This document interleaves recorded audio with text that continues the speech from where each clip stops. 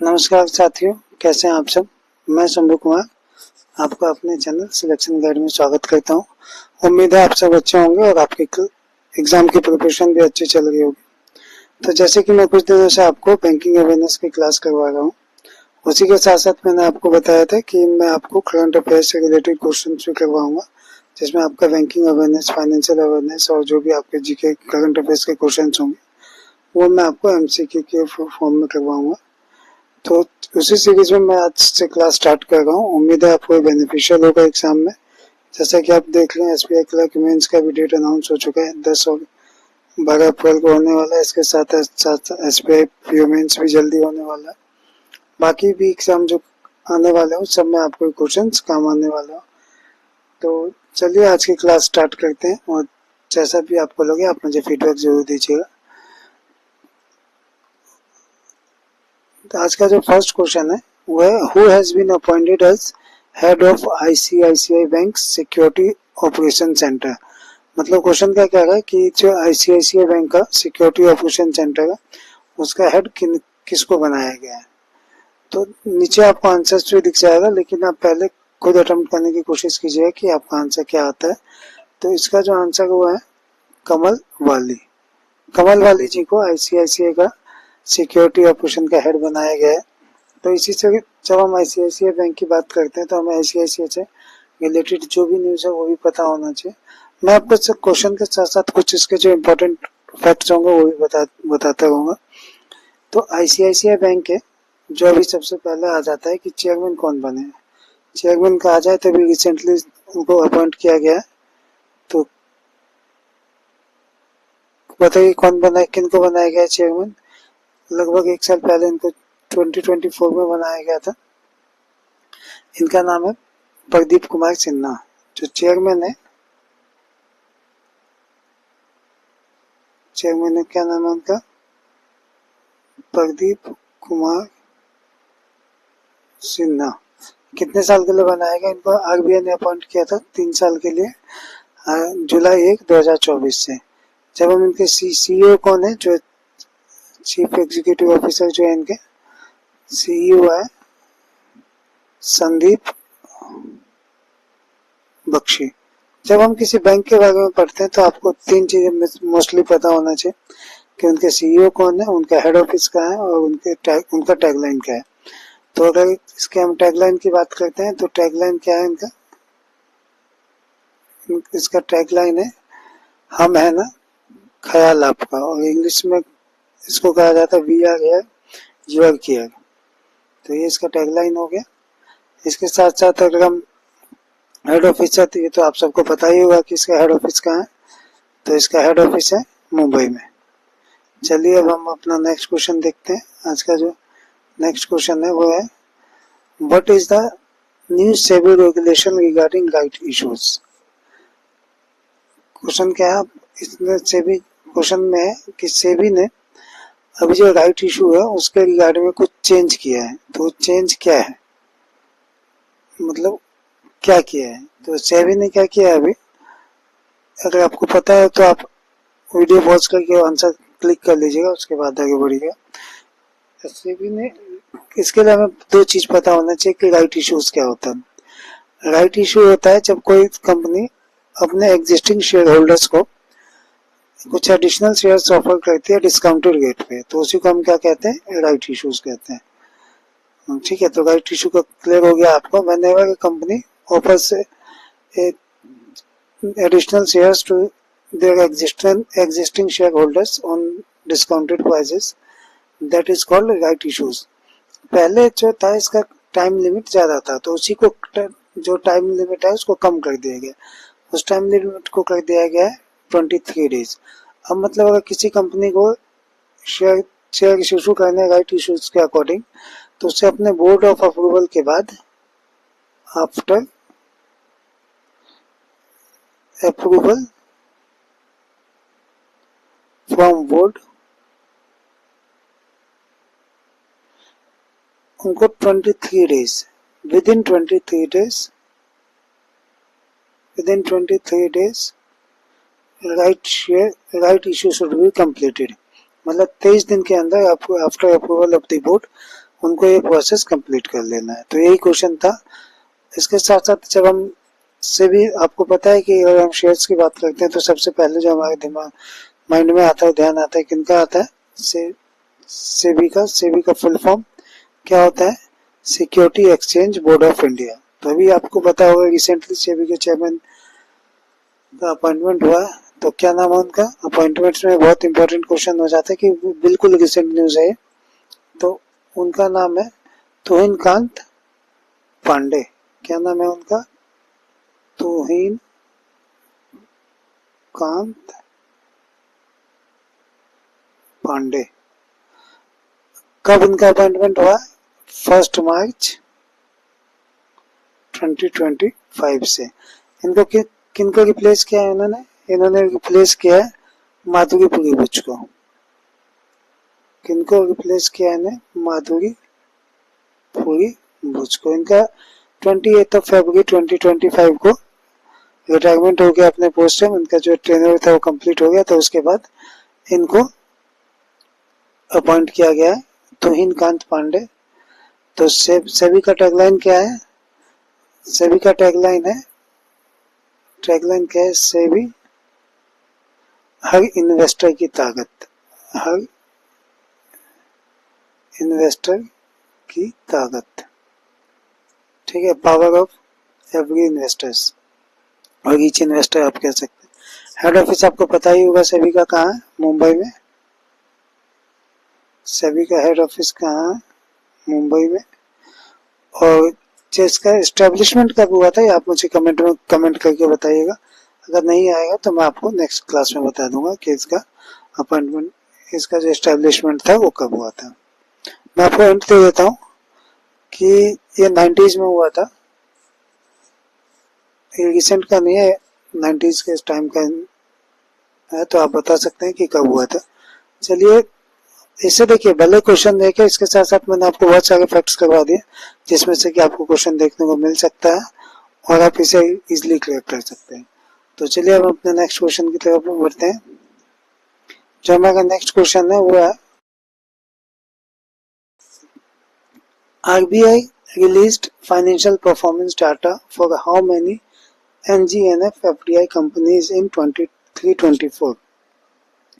Question है कि RBI ने कितने कंपनी है इसका, एफडीआई कंपनीज का, एनजीएनएफ एफडीआई कंपनीज का डाटा रिलीज किया है 2023 से 2024 के लिए।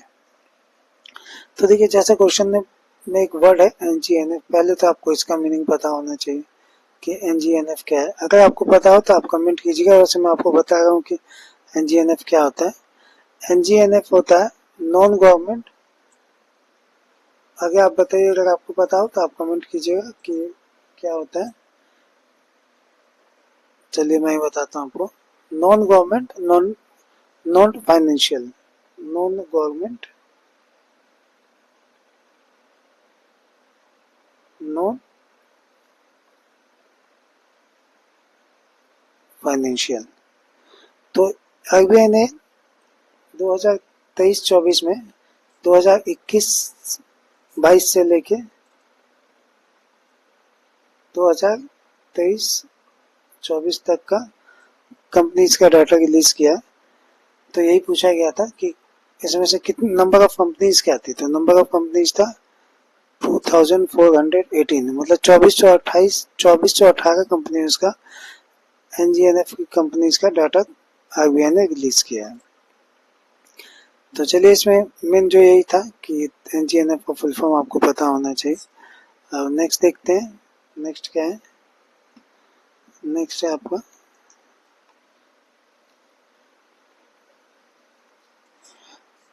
How many crore digital payment transaction including UPI were recorded in financial year 2024 till 24-25 till जनवरी। अभी मार्च के स्टार्टिंग में डाटा रिलीज किया गया था कि कितना परसेंट ट्रांजैक्शन फाइनेंशियल जो हमारे ट्रांजैक्शन हो डिजिटल फॉर्म में किया जा रहा है। तो कितना बड़ा मार्केट हो गया, आप इससे अंदाजा लगा सकते हैं कि 18,120 करोड़, मतलब 18,120 करोड़ रुपए का डिजिटल ट्रांजैक्शन हुआ इस साल में। कितना ट्रांजैक्शन हुआ? 18,120 करोड़ का, जिसमें कि यूपीआई भी इंक्लूड है। आप सभी यूपीआई का यूज करते होंगे, तो चलिए आप मुझे यूपीआई का फुल फॉर्म बताइएगा। अगर आपको पता हो तो आप इसका फुल फॉर्म बताइएगा। साथ साथ मैं आपको यूपीआई से रिलेटेड कुछ और फैक्ट्स बता देता हूँ। जो यूपीआई हम लोग इतना फ्रिक्वेंटली यूज करते हैं, पता ही नहीं चलता है कि पेमेंट इतनी जल्दी हो जाता है, विद इन सेकेंड पेमेंट होता है। इसका जो एस्टेब्लिशमेंट कह सकते हैं आप, जो स्टार्टिंग हुआ था, ये कब हुआ था? अगर आपको पता हो तो आप बताइएगा। मैं आपको ये बता देता हूँ कि किनके द्वारा किया गया था। ये किया गया था, मैंने लास्ट क्लास में बताया था आपको ये, अगर आपने देखा हो वीडियो तो।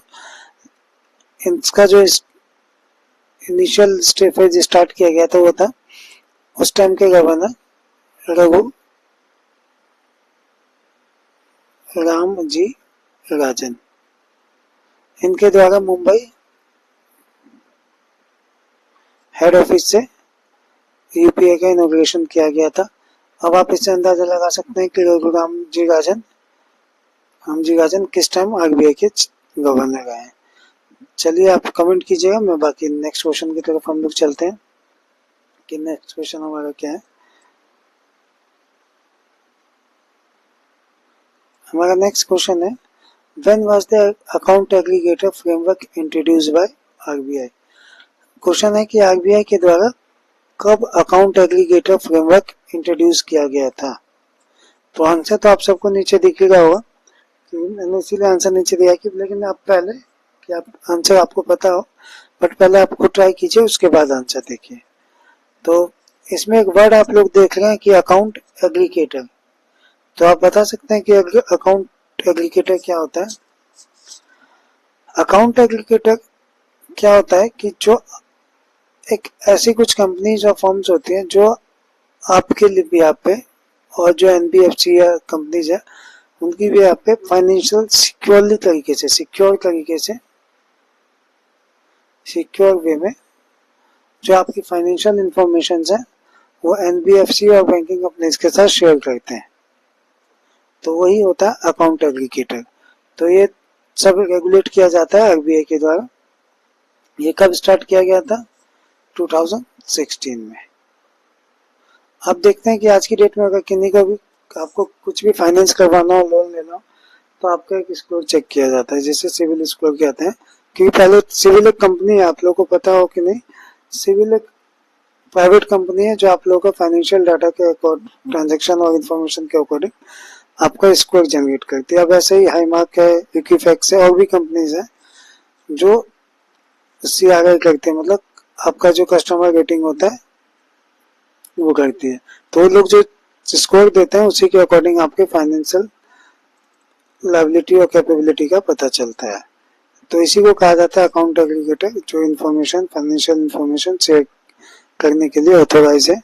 और इसका रेगुलेशन किनके द्वारा होता है? ये रेगुलेशन होता है आरबीआई के द्वारा। कब इंट्रोड्यूस किया गया था? 2016 में। 2016 में किया गया था, नीचे टिक लग गया था, मैं आपको क्लियर कर दूं, 2016। चलिए अब नेक्स्ट क्वेश्चन देखते हैं। हमारा नेक्स्ट क्वेश्चन क्या है? Which company received an NBFC license to focus on student loans?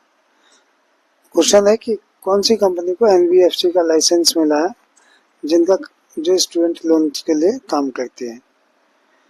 तो आंसर आपको पता है कि कू फाइनेंस है। कू फाइनेंस से है जो जिसको आरबीआई ने भी एनबीएफसी का लाइसेंस दिया है। किस चीज के लिए? कि वो स्टूडेंट को फाइनेंस करती है। तो देखिए इसमें सबसे बड़ा बात है, आपने देखा हो कि स्टूडेंट का जो लोन होता है उसका एक अलग अलग क्राइटेरिया होता है कि प्रायोरिटी सेक्टर में 20 लाख तक का ही लोन आता है अगर आप प्रायोरिटी सेक्टर से लोन लेते हो। तो बाकी फाइनेंशियल बैंक भी बहुत ज्यादा अमाउंट इस पे करने से बचता है। एज ए बैंकर मैं आपको बताता हूँ, एजुकेशन लोन पे बहुत सारे बैंक बहुत ज्यादा अमाउंट देने से बचते रहते हैं क्योंकि उसमें रिस्क ज्यादा रहते हैं। लेकिन को फाइनेंस एक स्टूडेंट सेक्टर को ज्यादा फाइनेंस करती है। ये अप टू 2 करोड़, कितना अमाउंट? आप 2 करोड़ तक का, अप टू 2 CR का फाइनेंस स्टूडेंट को एकेडमिक कोर्सेज के लिए देती है। तो उसी को आरबीआई ने एनबीएफसी का लाइसेंस दिया। तो ये इम्पोर्टेंट हो जाता है को फाइनेंस की। क्वेश्चन ऐसे भी आ जाता है आरबीआई ने किसको अभी, जैसे क्वेश्चन ये है कि किसको दिया गया, तो आपसे क्वेश्चन यही पूछा जा सकता है क्यू फाइनेंस कौन से सेक्टर में, किस सेगमेंट में लोन करती है, जिसको आरबीआई ने अभी एनबीएफसी का लाइसेंस दिया है। तो एनबीएफसी का फुल फॉर्म आपको पता होना चाहिए। एनबीएफसी का फुल फॉर्म होता है non banking finance companies. Non banking finance companies वो कंपनीज होती है जो बैंक तो नहीं होते लेकिन बैंक की तरह काम करती है। मतलब ये आपको एडवांस भी देंगी, बट ये एक काम नहीं करती है, डिपॉजिट एक्सेप्ट नहीं करती है। मतलब ये डिमांड डिपॉजिट नहीं एक्सेप्ट करते हैं। ये आपको फाइनेंस करेगा लेकिन ये टीएल आपको फाइनेंस करता है, मोस्टली टर्म लोन जिसे हम बोलते हैं। ये कभी भी डिमांड डिपॉजिट एक्सेप्ट नहीं करता है कि आप जब इनके पास पैसा मांगने जाए तब आप अपना पैसा ले लें। ये सिर्फ बैंक ही है जो डिमांड डिपॉजिट एक्सेप्ट करते हैं, चाहे वो स्मॉल फाइनेंस बैंक हो, पेमेंट फाइनेंस बैंक हो, या नॉर्मल शेड्यूल कमर्शियल बैंक हो, आरआरबी हो, यही डिमांड डिपॉजिट एक्सेप्ट करते हैं। बाकी ये सब आपको टीएल या TD, term deposit, term loan, ये सब एक्सेप्ट करती हैं। यही बेसिक डिफरेंस होता है एनबीएफसी और बाकी फुल फ्लेजेड बैंकों में। तो इससे रिलेटेड आपको एक चीज और पता होना चाहिए कि इसके फाउंडर कौन है। को फाइनेंस, आपने हो सकता है बहुत लोगों ने फर्स्ट टाइम ही नाम सुना हो। तो इसके जो क्या बोलते हैं फाउंडर है, उनका जो नाम है वो है प्रशांत भोसले। क्या नाम है इनके फाउंडर का? फाउंडर की बात करें तो प्रशांत भोसले। चलिए अब आगे देखते हैं नेक्स्ट क्वेश्चन। नेक्स्ट क्वेश्चन है what is the Moody's projected GDP growth for India in financial year 26। इसमें आपके लिए बस इतना इम्पोर्टेंट है, आपको ये याद होना चाहिए कि हर एजेंसी है जो कुछ प्रोजेक्शन देती है इंडिया को, जैसे मॉर्गन स्टैनली है, मूडीज है, वर्ल्ड बैंक है, सब अपने अकॉर्डिंग एक परसेंटेज बताता है कि आरबीआई इस रेट से ग्रोथ करेगा। तो मूडीज के अकॉर्डिंग 6.5 है। कितना है? 6.5% के हिसाब से इंडिया ग्रोथ करेगा फाइनेंशियल ईयर 26 में। चलिए नेक्स्ट क्वेश्चन देखते हैं। तो जब हम नेक्स्ट क्वेश्चन है आपका which organisation is partnering with TransUnion CIBIL to promote financial literacy. Question है कि ट्रांस यूनियन सिविल ने किस ऑर्गेनाइजेशन के साथ फाइनेंशियल लिटरेसी को बढ़ावा देने के लिए टाई अप किया है, पार्टनरशिप किया है। तो इसका आंसर हो जाएगा आपका फेस। इसमें आपको बस ये फुल फॉर्म पता होना चाहिए कि इसका फुल फॉर्म क्या है। इसका जो फुल फॉर्म है फेस का फुल फॉर्म होता है fintech association for consumer empowerment. इसका जो फुल फॉर्म होता है क्या होता है? Fintech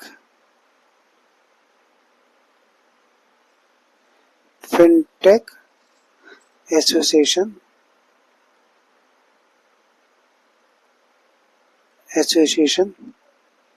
for consumer empowerment. ठीक है, बस आपको इसका फुल फॉर्म पता होना चाहिए, मैक्सिमम यही इसमें से आ जाता है, या डायरेक्ट क्वेश्चन आएगा।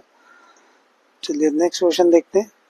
विच organisation partnered with RBI to launch financial literacy campaign. तो कौन से ऑर्गेनाइजेशन ने किया है? इसका फुल फॉर्म है, बताइए क्या है? अगर आपको पता हो तो आप बताइए। एनसीएफए। ये क्या है? एजुकेशनल चैरिटी का ऑर्गेनाइजेशन है एनसीएफए। तो आरबीआई ने किसके साथ किया है? एनसीएफए के साथ। उसके साथ किसने किया था? फेस के साथ ट्रांस यूनियन ने किया था। आपको दोनों क्वेश्चन कंफ्यूजिंग है, बट आपको ध्यान रखना होगा कि ट्रांस यूनियन ने किसके साथ किया था? फेस के साथ। फेस का मतलब होता है fintech association for consumer empowerment. और आरबीआई ने किसके साथ किया फाइनेंशियल लिटरेसी को बढ़ावा देने के लिए? एनसीएफई के साथ, जो कि एक एजुकेशनल चैरिटी है, चैरिटी ऑर्गेनाइजेशन है। चलिए अब नेक्स्ट क्वेश्चन देखते हैं। Who has been appointed as the CFO of HDFC Securities? तो HDFC Securities ने किसको अपॉइंट किया CFO? आनंद माथुर को। किसको अपॉइंट किया? आनंद माथुर को। तो देखिए, जब भी कोई बैंक न्यूज में आ जाए तो मैंने आपको स्टार्टिंग में ही बताया कि हमें क्या क्या पढ़ना होता है उसके बारे में। आपको पता होना चाहिए कि HDFC के CEO कौन है? शशिधर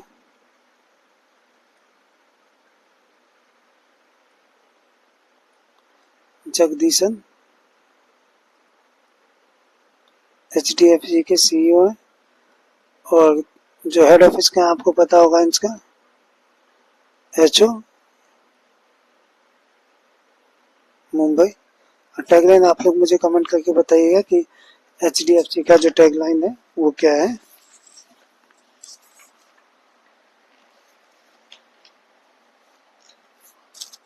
चलिए अब आगे बढ़ते हैं कि हमारा नेक्स्ट क्या है।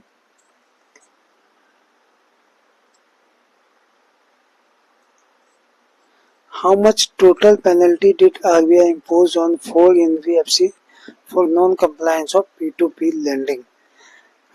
इसका क्वेश्चन का मतलब है कि आरबीआई ने कितने एनबीएफसी, मतलब 4 एनबीएफसी पे कितना फाइन लगाया है non compliance of P2P lending regulations. मैंने आपको लास्ट क्लास जो आपने बैंकिंग का अगर मेरा देखा होगा तो उसमें मैंने आपको बताया था कि आरबीआई के क्या फंक्शंस है, क्या पावर्स है। तो एक बार देखिएगा, वो इम्पोर्टेंट टॉपिक है, आरबीआई से क्वेश्चन आता है एग्जाम में।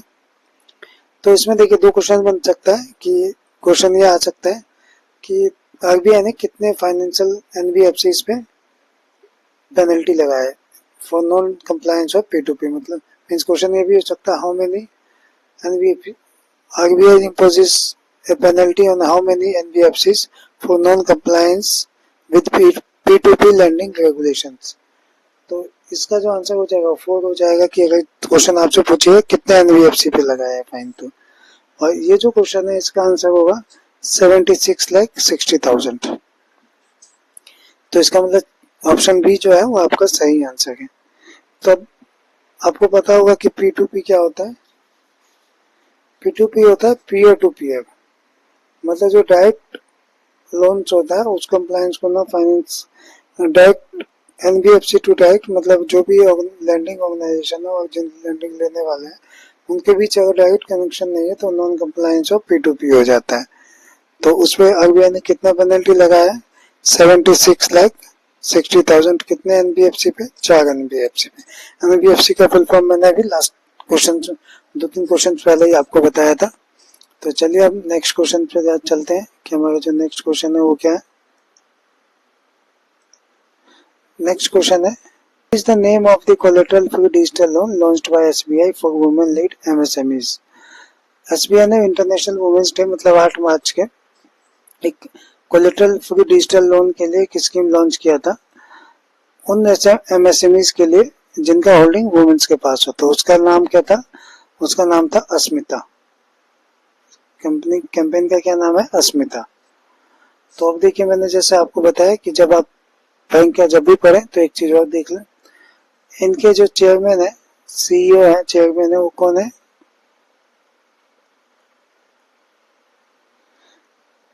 वो है चेल्ला श्रीवन शेट्टी, CS शेट्टी कह सकते हैं आप। क्या नाम है इनका? CS शेट्टी एसबीआई के चेयरमैन है। एसबीआई का हेड ऑफिस आपको पता ही है मुंबई, और टैगलाइन भी पता है आपको। तो अगर टैगलाइन पता है तो आप कमेंट कीजिएगा। मैं आपको इसलिए बोलता हूँ कि इससे क्या होगा, आपको याद रहेगा, नहीं तो सिर्फ पढ़ने से याद नहीं रहेगा। जब तक आप पार्टिसिपेट नहीं करेंगे तब तक आपको याद नहीं रहेगा। और अगर आपको क्लास में कुछ भी प्रॉब्लम हो तो प्लीज आप मुझे बताइएगा।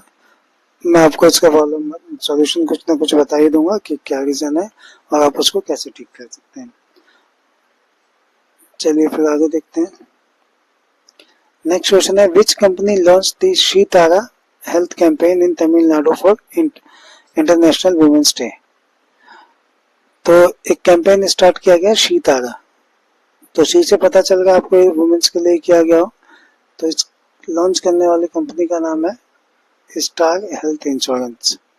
क्या नाम है? स्टार हेल्थ इंश्योरेंस ने एक श्री तारा कैंपेन लॉन्च किया था। कहां से? तमिलनाडु पे इंटरनेशनल वुमेन्स डे पे। चलिए नेक्स्ट क्वेश्चन देखते हैं।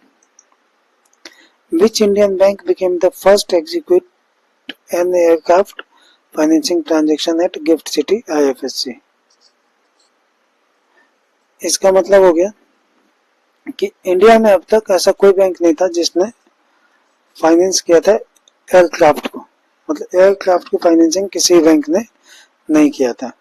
तो ऑब्वियसली एक बहुत बड़ा न्यूज हो जाता है बिजनेस सेक्टर के लिए, बैंकिंग सेक्टर के लिए। तो इसका आंसर जो हो जाएगा वो होगा axis bank. Axis bank first bank है जिसने एयरक्राफ्ट फाइनेंस किया है। तो ये इंपॉर्टेंट क्वेश्चन है, आपको देखने को मिल सकता है किसी एग्जाम में, और हो सकता है अपकमिंग जो एग्जाम है उसी में हो जाए। तो इसके जो हेड है वो कौन है? अमिताभ चौधरी। क्या नाम है उनका?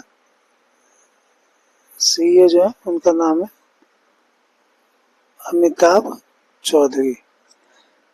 ठीक है, और आपको इसका हेड ऑफिस पता होगा तो आप मुझे कमेंट करके बताइएगा।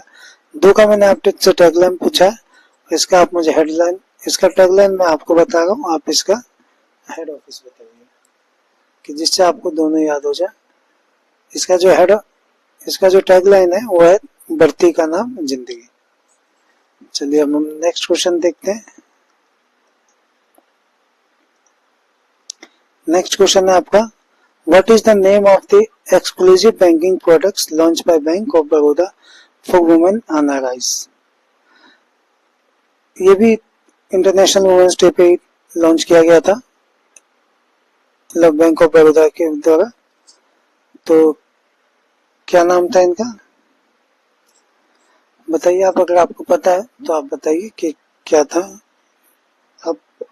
आप टाइप जरूर कीजिए आंसर कि आपको पता हो कि क्या था उसका आंसर। चलिए मैं बताता हूँ आपको इसका जो आंसर था, women global Bob global women NRE and NRO saving account. ठीक है, तो क्या हो गया? Bob global women NRE and NRO saving account. Saving account है, इसमें सेविंग अकाउंट ही खोला जा सकता है एनआरआईज वुमेन जो है उनके लिए। तो मैंने आपको बताया कि बैंकिंग जब भी पढ़ना है किसी बैंक का तो क्या क्या पढ़ना है आपको। तो इसके सीईओ कौन है? बैंक ऑफ बड़ौदा के, जो बैंक ऑफ बड़ौदा के सीईओ है देवदत्ता चंद है। क्या नाम है उनका? देवदत्ता चंद, आप कह सकते हैं देवदत्ता चंद। बैंक ऑफ बड़ौदा का हेड ऑफिस क्या है? बड़ौदा गुजरात। चलिए टैगलाइन इसका आप मुझे बताइए कि इसका टैगलाइन क्या है। नेक्स्ट क्वेश्चन देखते हैं अब। How many IIFL finance branches were rebranded as all women staffed Shakti branches on women's day. Question क्या है कि IIFL फाइनेंस ने कितने ब्रांचेस को शक्ति ब्रांच के नाम पे चेंज किया था, रिब्रांड किया था वुमेन्स डे पे। तो इसका आंसर क्या हो जाएगा? 7 ब्रांचेस को। कहाँ कितने ब्रांचेस को? 7 ब्रांचेस को। IIFL ने 7 ब्रांचेस को इंटरनेशनल वुमेन्स डे के मौके पे फुल्ली वुमेन स्टाफ में कन्वर्ट कर दिया था, जिसका नाम क्या रखा था इस कैंपेन का? शक्ति। चलिए अब आगे देखते हैं। ये इंपॉर्टेंट क्वेश्चन हो जाते हैं कुछ, कि इसमें से 1-2 क्वेश्चन आपको मिल ही जाएगा एग्जाम में। What initiative has RBIH launched to promote financial innovation through human centered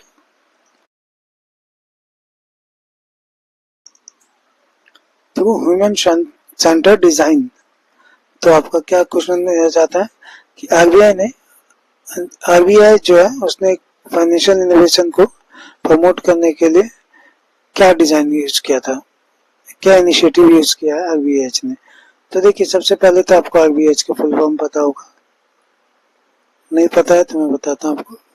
reserve bank innovation hub, ये फुल्ली सब्सिडी है आरबीआई का, फुल्ली सब्सिडी ऑफ आरबीआई। ठीक है, उसी ने क्या लॉन्च किया, डिजाइन साला लॉन्च किया। जो आरबीआई है इसका कहाँ का बेस्ड है, बेंगलुरु बेस्ड है, बेंगलुरु बोल लीजिए या बेंगलोर बोल लीजिए, वहां पे बेस्ड है। इसका जो हेड ऑफिस है वो कहाँ है, बेंगलोर में आरबीआई का।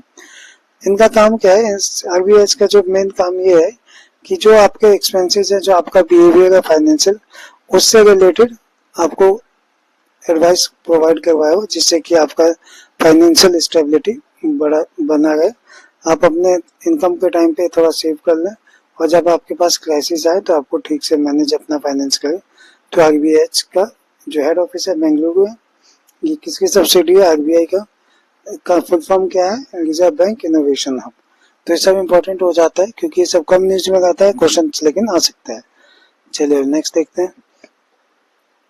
Who announced continued effort to promote innovation in payment system at Digital Payments Awareness Week? किन्होंने किया था, ऑब्वियसली जब डिजिटल पेमेंट अवेयरनेस वीक की बात कर रहे हैं तो हमारी आरबीआई की बात होगी। तो किया था संजय मल्होत्रा ने। तो आप मुझे बताएंगे संजय मल्होत्रा कौन है, अगर आपको पता हो तो आप मुझे कमेंट करके बताइएगा कि संजय मल्होत्रा कौन है, अभी ये किस पोस्ट पे कौन से ऑर्गेनाइजेशन में है। चलिए नेक्स्ट क्वेश्चन देखते हैं। Who has been appointed as the Chief Information Security Officer of Kotak Mahindra Bank? तो इनका आंसर हो जाएगा नीरज नायडू। क्या नाम है इनका, नीरज नायडू।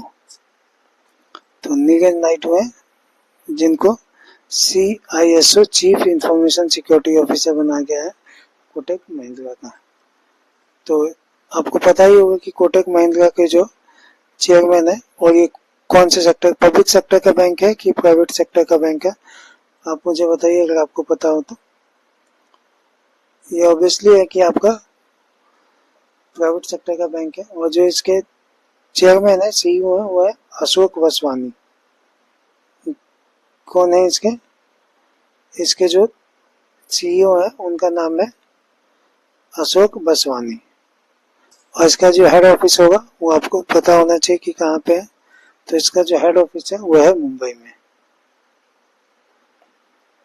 तो सीईओ की बात करें तो अशोक वासवानी, ये ऐसे भी लिख सकते हैं वासवानी, और हेड ऑफिस मुंबई। इसका टैगलाइन आप लोग मुझे बताइएगा कि कोटक महिंद्रा का टैगलाइन क्या है। चलिए नेक्स्ट देखते हैं। नेक्स्ट है, which project has HDFC bank launch to support Indian air force pensioners? HDFC ने एक कैंपेन लॉन्च किया, आप कह सकते हैं प्रोजेक्ट लॉन्च किया, किन के लिए, जो एयरफोर्स के पेंशनर्स हैं, जो एयरफोर्स के एम्प्लॉयज जो रिटायर हो गए हैं और जो पेंशन लेगा, उनके लिए एक प्रोजेक्ट लॉन्च किया। उसका नाम क्या रखा है इन्होंने, हक। इस यहाँ पे हक वर्ड से ये दिखाना चाहते हैं कि आप उनके लिए कोई फेवर नहीं कर रहा, ये उनका हक है। तो वही चीज उन्होंने मेंशन किया। प्रोजेक्ट का नाम क्या है, HAKK हक। HDFC के बारे में मैंने आपको भी बताया होगा फर्स्ट सेकंड स्टार्टिंग के क्वेश्चंस में, इसलिए मैं आपको दोबारा रिपीट नहीं कर रहा हूँ। चलिए नेक्स्ट देखिए, which project has HDFC bank expanded in collaboration with Indian army and CSC e-governance? इसका नाम क्या है? Project Naman. Project Naman launch किया आरबीआई ने, सॉरी एचडीएफसी ने, किसके साथ? इंडियन आर्मी और सीएससी के लिए साथ। ठीक है, चलिए आगे नेक्स्ट देखते हैं। नेक्स्ट है, where was the 29th meeting of the standing advisory committee on MSME credit held? कहाँ पे हुआ है? डायरेक्ट क्वेश्चन है आपका। Where was the 29th meeting of the standing advisory committee on MSME? हुआ है अहमदाबाद में। अहमदाबाद में। एमएसएमई का फुल फॉर्म अगर आपको किन्हीं को पता हो तो बताइएगा, नहीं तो मैं बता देता हूँ आपको। Micro small medium enterprises. Micro small medium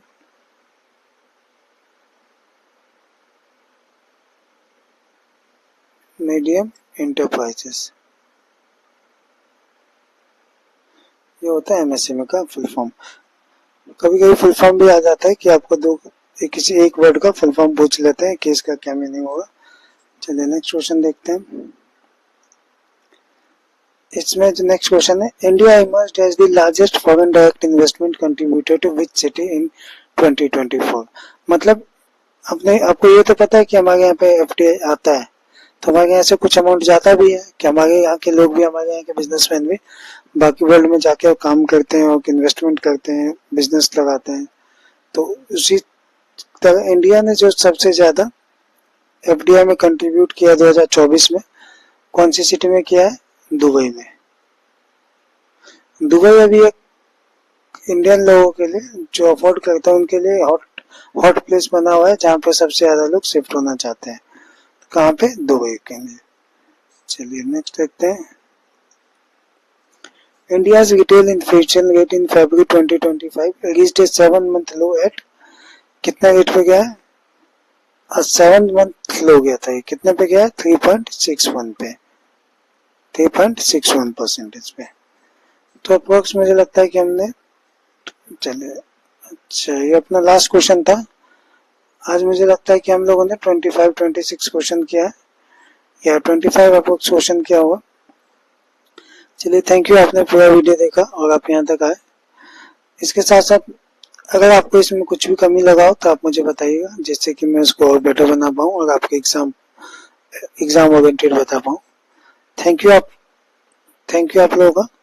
और अगर आपको वीडियो अच्छा लगा हो तो इसे लाइक कीजिए, शेयर कीजिए एंड सब्सक्राइब कीजिए। और आपका जो भी डाउट हो वो आप मुझे टेलीग्राम, व्हाट्सएप चैनल और आप कमेंट के थ्रू पूछ सकते हैं। एज ए बैंकर मैं आपको सही गाइडेंस दे पाऊंगा कि क्या आपको बैंक ज्वाइन करते टाइम क्या करना होता है, बाद में क्या करना होता है, साथ साथ बिटवीन प्रिपरेशन आपको कौन सा मिस्टेक नहीं करना है जिससे कि आपका ये रिजल्ट जल्दी आए। चलिए मिलते हैं फिर हम नेक्स्ट वीडियोस में। जैसे मैंने आपको बताया था, बैंकिंग क्लास M2 होगा मंडे, वेडनेसडे एंड फ्राइडे होगा, और TTS में आपको ये क्लास मिलेगा। चलिए फिर मिलते हैं नेक्स्ट क्लास में। Thank you so much.